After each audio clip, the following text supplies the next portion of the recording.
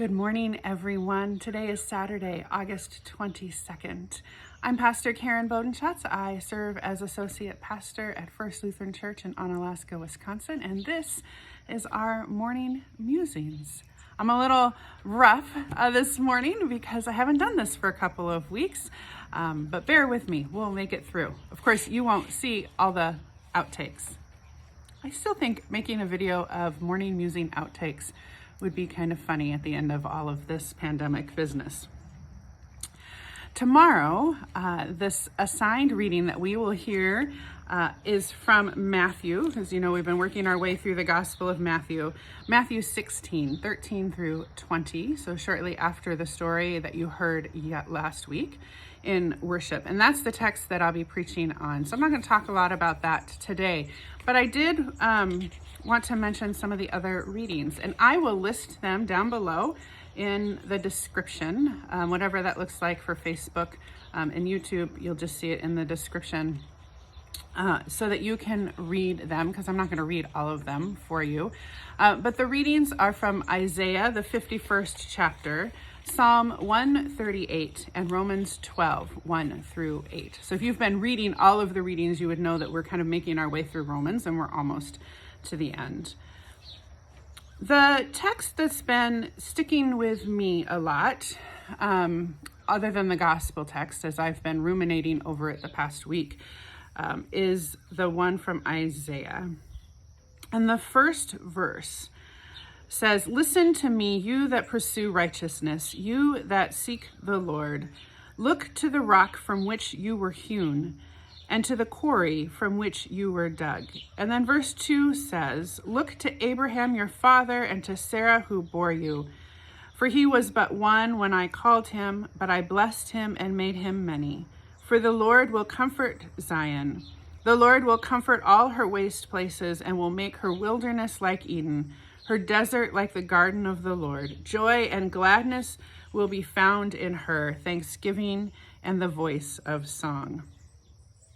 I heard somebody talking about this particular text not too long ago, and they talked about this time and place of pandemic and of racial injustice coming to a head feels like a waste place or a wilderness. In fact, it might have been Pastor Stanton that mentioned that in his sermon on Wednesday. So that's been kind of resonating with me, and this promise that the Lord will comfort Zion, or for us, that will make this wilderness like Eden, like the most perfect garden, is a promise that I've been clinging to, as you all know. But the part that particularly stuck with me was, "Look to the rock to which you were hewn, and to the quarry from which you were dug."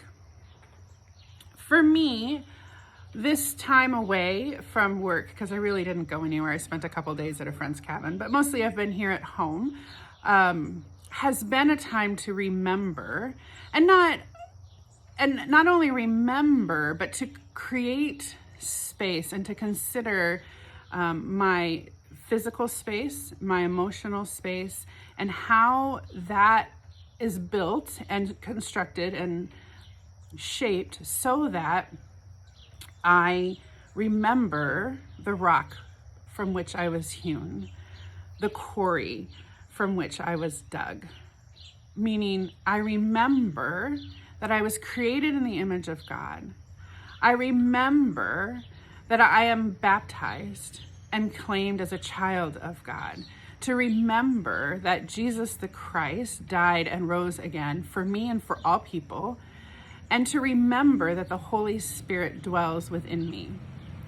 And of course, there's easy ways to do that. We can do that by studying the Bible, by prayer, by worship, by acts of generosity, all of these kind of ways that are traditionally how we remember those important things. But another thing that we can do, or that I have found to do, that I often don't do, it's like on the bottom of the list, like there's all these other things that I should get done, And then there's this stuff that I get to do, when in fact, those things that are at the bottom of the list are some of the most important. And that is to be creative every day, to find ways to sew or bake or paint or some other kind of creative means, and to set aside time every day to think, to be reflective. And so that's what I've been working on and pondering, and you'll hear more in my sermon tomorrow about how do I create that space within my day that those things can happen, and how do I create my physical space. So I've had a lot of fun creating my patio. We got a new table that I can actually work at, whether that's work, or creative work. I can do it outside now because I have a table that actually seats 6 people instead of a little table that seats 2 if we're lucky.